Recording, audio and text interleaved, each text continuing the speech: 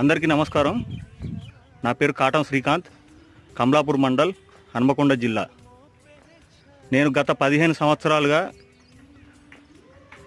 సిఆర్పిఎఫ్లో దేశ సేవ చేస్తున్నాను.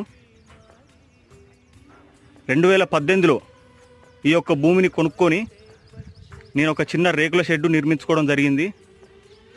ఈ రేకుల షెడ్డును నాకు ఎటువంటి నోటీసులు ఇవ్వకుండా హైకోర్టు ఆర్డర్ కూడా పక్కన పెట్టి మున్సిపల్ అధికారులు వీటిని కూలగొట్టి నేలమట్టం చేశారు. దేశాన్ని రక్షించే జవాన్ల భూములకే ఈ విధంగా రక్షణ లేకపోతే మిగతా వాళ్ళ పరిస్థితి ఏంటి? దయచేసి తెలంగాణ సీఎం రేవంత్ రెడ్డి అన్న, దయచేసి ఈ వీడియో మీద స్పందించి నాకు న్యాయం చేయగలరు.